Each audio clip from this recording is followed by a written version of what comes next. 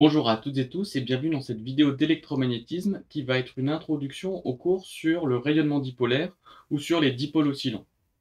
Alors jusqu'à présent, dans le cours d'électromagnétisme, on s'est intéressé à caractériser des ondes électromagnétiques, à voir comment elles se propageaient dans le vide, dans des matériaux comme des plasmas ou des métaux, mais on ne s'est jamais posé la question de comment était créée l'onde électromagnétique. En fait, on va voir dans ce cours que les ondes électromagnétiques sont créées par des charges qui accélèrent. Et quand une charge ou des charges vont accélérer, elles vont générer un champ électromagnétique. Et donc une manière de modéliser ça, et de modéliser finalement ce qui se passe dans un certain nombre d'antennes, qui sont des émettrices d'ondes électromagnétiques, c'est de considérer deux charges, qu'on appelle un dipôle, une charge positive et une charge négative, comme ce qu'on avait fait dans le cours du dipôle électrostatique, mais ici les charges ne seront plus statiques, mais elles oscilleront.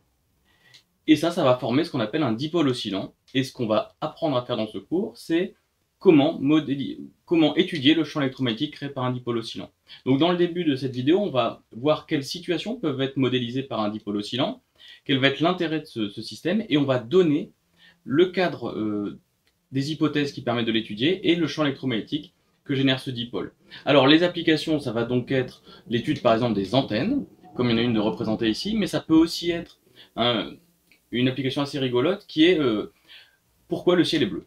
C'est-à-dire que l'explication de la couleur du ciel peut être faite grâce au modèle que nous allons développer avec le dipôle oscillant, et c'est ce que nous verrons un peu plus loin dans ce cours. Mais d'abord, présentons le système étudié. Alors le système auquel on va s'intéresser, pour l'instant, c'est un ensemble de charges. Alors, je vais représenter ici des charges négatives, de valeur quelconque, qui sont animées d'une certaine vitesse, elles-mêmes aussi a priori quelconque pour l'instant, et on va aussi dessiner des charges positives, qui elles-mêmes possèdent un certain vecteur vitesse et donc évoluent au cours du temps. La seule condition qu'on va se poser, c'est que cet ensemble de charges a une charge totale nulle. Et donc à partir de ça, on va simplifier la modélisation de ce système en appelant P le barycentre des charges positives. Alors on suppose qu'il est ici, et on lui attribue la charge totale positive plus Q, c'est-à-dire la somme des charges positives qu'il y avait dans cette distribution. Et de la même manière, on va appeler N le barycentre des charges négatives. Alors il va se déplacer puisque les charges négatives se déplacent au cours du temps, donc P et N sont des points mobiles au cours du temps, mais à un instant donné ils sont ici, et N, on lui attribue la charge totale négative, c'est-à-dire moins Q, puisqu'on avait vu que la charge totale de la distribution considérée était nulle. Eh bien, ça c'est ce qu'on appelle un dipôle, et on peut définir le moment dipolaire P comme étant P égale Q fois le vecteur NP. Et contrairement au cours sur le dipôle électrostatique où cette grandeur était une constante au cours du temps, eh bien désormais, cette grandeur va évoluer au cours du temps, on va la représenter par P de t, puisque en raison des vecteurs vitesse des charges, les points P et les points N vont se déplacer, donc le vecteur P va évoluer au cours du temps, et la variation de P au cours du temps va faire que P va générer une onde électromagnétique, et c'est ce qu'on va voir dans la suite. Donc on va voir comment modéliser ceci pour étudier le champ créé par un dipôle oscillant. Alors, on replace ici le schéma qu'on vient de dessiner avec donc le modèle du moment dipolaire, et donc nous venons d'insister sur le fait que P dépend du temps. Ce qui fait que la direction de P peut être portée par le vecteur UX, le vecteur UY, ou même le vecteur UZ. Alors je vais dessiner UX comme ça, UY comme ça, et si je veux faire une base directe, UZ comme ceci. Donc a priori, P peut être dans les trois dimensions, et de même la dépendance temporelle de P, c'est-à-dire comment évolue P avec le temps, ça peut être quelque chose de quelconque. On ne sait pas quelle est cette évolution, on va juste considérer qu'en moyenne, P est nul. Donc la seule hypothèse qu'on va faire, c'est que le moment dipolaire P est nul en valeur moyenne. Alors en fait, c'est pas une hypothèse trop forte, parce que si P disposait d'une valeur moyenne, en fait, ce serait une valeur constante de P, et alors le champ électromagnétique qui serait généré par P, en fait, ce serait le champ électrique uniquement créé par un dipôle électrostatique. En fait, on se retrouverait dans la configuration du cours sur le dipôle électrostatique, et comme on l'a déjà étudié, eh bien, ce n'est pas à ça qu'on va s'intéresser maintenant. Et donc, désormais, ce cas est compliqué à utiliser, mais on peut le voir comme la superposition de cas simples. Déjà, on peut s'intéresser pour l'instant à un dipôle unidirectionnel, c'est-à-dire que P est toujours suivant une seule direction, qu'on peut appeler ici UZ. Il suffira ensuite d'appliquer le principe de superposition pour décomposer tout dipôle en une somme de 3 dipoles, un suivant Ux, un suivant Y, un suivant UZ, si on veut étudier une direction de P qui varie au cours du temps. Et ensuite, pour la dépendance temporelle de P, on va supposer que P évolue de manière sinusoïdale, de telle sorte que P de T, ce sera P0 cos oméga T porté par UZ.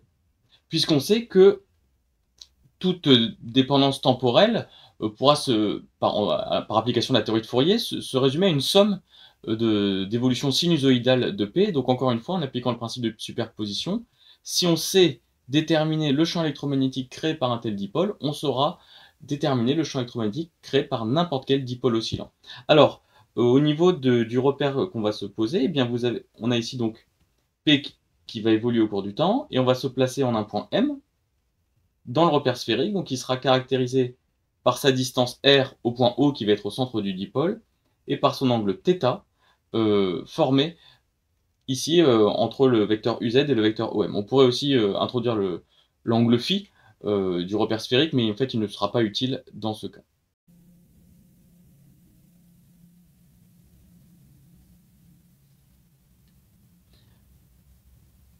Donc maintenant que nous avons le modèle du dipôle, nous allons nous intéresser au champ électromagnétique qu'il va rayonner. Mais pour cela, nous devons faire encore quelques petites hypothèses, comme dans le cours du dipôle électrostatique. Et pour cela, nous allons par exemple introduire la taille caractéristique du dipôle A, donc l'extension caractéristique de la distribution de charge, qu'on avait aussi représentée ici. Et nous allons supposer que nous nous plaçons suffisamment loin du dipôle pour appliquer ce qu'on appelait dans le cours de dipôle électrostatique l'approximation dipolaire, c'est-à-dire que la distance R entre O et M est grande de l'avant la distance A. Donc ça, c'est la première hypothèse. On va se placer, on étudie le champ électromagnétique suffisamment loin du dipôle, c'est-à-dire que R va être très grand devant A. Mais il va y avoir une condition supplémentaire que l'on va devoir introduire, c'est que, vous voyez, ce dipôle, nous allons le voir après, ce dipôle qui est ici, il va rayonner une onde électromagnétique. Et comme il rayonne une onde électromagnétique, il y a une nouvelle longueur qui apparaît et qui est pertinente, c'est la longueur d'onde, la périodicité spatiale de l'onde émise, lambda. Et donc il va aussi falloir comparer lambda aux autres paramètres du problème que sont la taille du dipôle et la distance r entre le point du centre du dipôle O et le point M où on regarde l'onde. Et bien ce qu'on va considérer, donc si on appelle lambda la longueur d'onde de l'onde émise par le dipôle, on est dans le vide et on va avoir la relation de dispersion lambda égale c sur f, que je peux aussi lier à la pulsation en disant que f c'est oméga sur 2pi, donc 2pi fois c sur oméga. Oméga, ce sera le même oméga que celui qui apparaît dans l'expression du moment dipolaire. Eh bien, on supposera dans toute la suite que la longueur d'onde lambda est elle-même très grande devant la taille caractéristique du dipôle. Donc on supposera dans la suite que la taille caractéristique du dipôle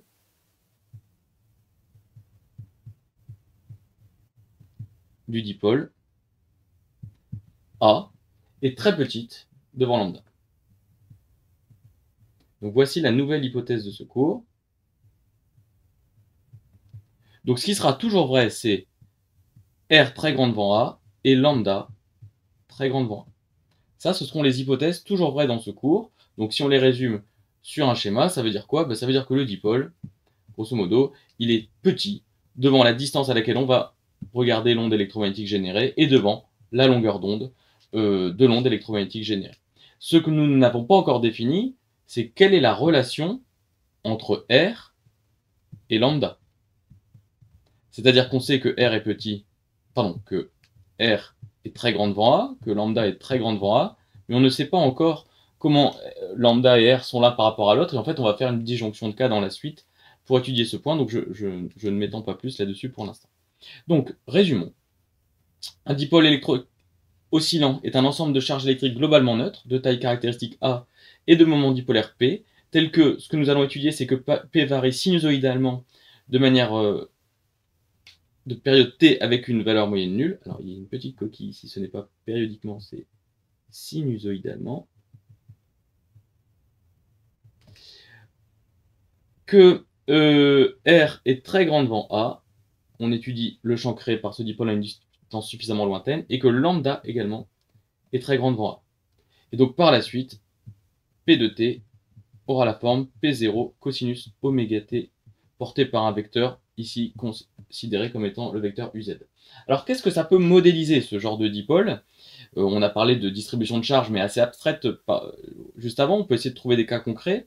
Eh bien on peut par exemple s'intéresser au modèle de Thomson de l'atome d'hydrogène. Alors pour le faire, je vais représenter ce que c'est qu'un atome d'hydrogène vu par Thomson. Thomson pensait qu'un noyau était constitué d'une sphère chargée positivement, une boule chargée positivement, de densité volumique de charge ρ. Donc c'est un des premiers modèles qu'on a imaginé comme pouvant décrire la structure d'un atome. Donc on sait aujourd'hui que c'est assez éloigné de ça, mais le modèle de Thomson, il est intéressant parce qu'il permet de retrouver, on le verra notamment dans la suite de ce cours, des résultats extrêmement intéressants et proches de certaines constatations expérimentales. Donc on considère un atome qui est une boule de charge ρ au sein duquel il y aurait un électron de charge -e qui serait libre d'évoluer. Donc ça, c'est le modèle de Thomson. Et si vous regardez ça, vous vous rendez compte que le barycentre des charges positives, la boule étant uniformément chargée, le barycentre des charges positives, c'est P, c'est le centre du dipôle, le centre de l'atome, et le barycentre des charges négatives, il y a une seule charge négative, c'est l'électron, donc le barycentre est ici. Et donc vous voyez bien que le moment dipolaire P, qui vaut Q fois NP, avec Q la charge élémentaire ici, E, P égale E fois NP, eh bien, peut être modélisé par un moment dipolaire. Donc l'atome vu par Thomson, le modèle de Thomson, est décrit par un moment dipolaire, et on verra par la suite dans le cours qu'on pourra même modéliser l'interaction entre le noyau, entre le point P et le point N, comme étant une force de rappel élastique. C'est ce qu'on appellera le modèle de l'électron élastiquement lié. On le verra un petit peu plus tard. Mais voilà un cas d'application. Un dipôle oscillant peut être une modélisation d'un atome dans le cadre du modèle de Thomson. Du dipôle oscillant va être utile dans un autre cas, dans un cas où on va considérer une modélisation un petit peu plus habituelle d'un atome, avec un noyau central ici chargé positivement. Donc on va pouvoir appeler ici P son centre, et qui va être doté de la charge totale du noyau plus Q. Et puis, autour de ce noyau, un nuage électronique, donc uniforme pour l'instant, qui forme une sphère, et qui possède donc une charge totale moins Q. Donc ça, c'est le modèle plus habituel d'un atome. Eh bien, au repos, de par la symétrie du problème, le barycentre des charges négatives est confondu avec le barycentre des charges positives. C'est-à-dire que toute la charge négative peut être mise au point N, et le moment dipolaire total, P, égale 0 au repos. Mais que va-t-il se passer quand on va appliquer un champ électrique extérieur? Appliquons un champ électrique extérieur.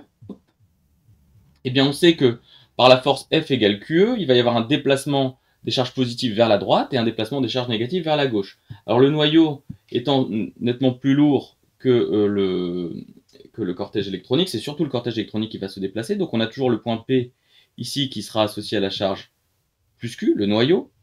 Et on va avoir un déplacement donc globalement du nuage électronique, que j'exagère ici, vers la gauche, de telle sorte que le barycentre des charges négatives désormais est quelque part par ici, et donc est apparu un moment dipolaire P. Et si on suppose que E évolue au cours du temps, et que par exemple E évolue sinusoïdalement au cours du temps, par exemple dans le cas d'une onde électromagnétique qui arriverait sur l'atome, si j'appelle ici le vecteur UX, eh bien on aura P qui évoluera sinusoïdalement également, et donc P, on peut imaginer qu'il sera de la forme P0 cos oméga t UX. C'est ce qu'on étudiera dans la suite de ce cours également, comment va réagir un atome lors du passage d'une onde électromagnétique.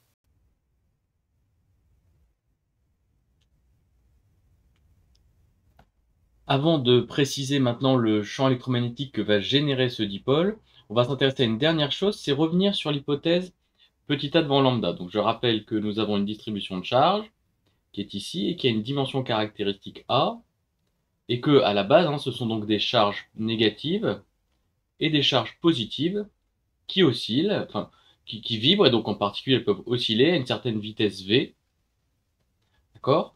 Et ça va générer une onde électromagnétique qui va osciller avec la même période, donc t c'est à fois t, la période t de l'onde est lié à la longueur d'onde par la relation de dispersion lambda égale ct.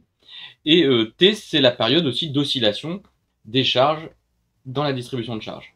De telle sorte que la vitesse caractéristique des charges, v, donc ça c'est la vitesse caractéristique des charges, en ordre de grandeur, eh bien c'est la distance qu'elle parcourt sur le temps qu'elle met à la parcourir. Donc le dièse c'est pour l'ordre de grandeur. La distance qu'elle parcourt en ordre de grandeur c'est a. Chacune des charges, par exemple ici, parcourt des distances de l'ordre de a sur une durée qui est de l'ordre de grandeur de la période d'oscillation de la charge. D'un autre côté, nous avons C, qui est par la relation de dispersion en ordre de grandeur, la longueur d'onde de l'onde émise, sur aussi la période de l'onde, qui est donc la période d'oscillation des charges. Et donc on se rend compte que dire que A est inférieur à lambda, c'est équivalent, alors ce qu'on peut, A est inférieur à lambda, c'est équivalent à dire que A sur lambda est très petit devant 1, mais A sur lambda, c'est VT sur CT, qui est très petit devant 1, autrement dit, V sur C très petit devant 1. Donc dire que A est très petit devant lambda, qui est l'hypothèse faite au début, c'est considérer que les charges de la distribution sont non relativistes. C'est-à-dire qu'au sein du dipôle, les charges vont à des vitesses qui sont bien inférieures à la vitesse de la lumière dans le vide. Donc les charges de la distribution sont non relativistes. Donc cette démonstration avait juste pour but de montrer l'équivalence entre l'hypothèse A plus petit devant lambda et charge de la distribution non relativiste. Maintenant que cela est dit, on va pouvoir exhiber le champ électromagnétique créé par le dipôle. Alors, il peut être intéressant de remettre le schéma du dipôle à côté. Donc on s'intéresse à un dipôle P qui est ici, porté par un vecteur que j'avais nommé UZ. Et on s'intéresse au champ électrique et au champ magnétique créé en un point M, qui est repéré par sa distance R et son angle θ au centre haut du dipôle. Et on utilise le repère sphérique pour caractériser le champ au point M, donc UR, Uθ ainsi, et Uφ vers le fond. On est donc au niveau du point M qui est ici, et le champ électrique au niveau du point M à cette allure-là, et le champ magnétique au niveau du point M à cette allure-là. Et donc, maintenant, la suite du cours va être de décrypter un petit peu cette expression du champ électromagnétique, puisque on voit qu'elle est relativement difficile, en tout cas compliquée, et on va la simplifier dans différents cas de figure qu'on va analyser, et on va essayer de la faire parler, de comprendre un petit peu que sont ce champ électrique, ce champ magnétique créé par le dipôle oscillant. Et on verra notamment l'expression simplifiée de ce champ électromagnétique quand on se placera très loin du dipôle, dans ce qu'on appelle la zone de rayonnement, et on verra les propriétés de l'onde électromagnétique ainsi générée par le dipôle oscillant. Ça, c'est le but de la suite du cours.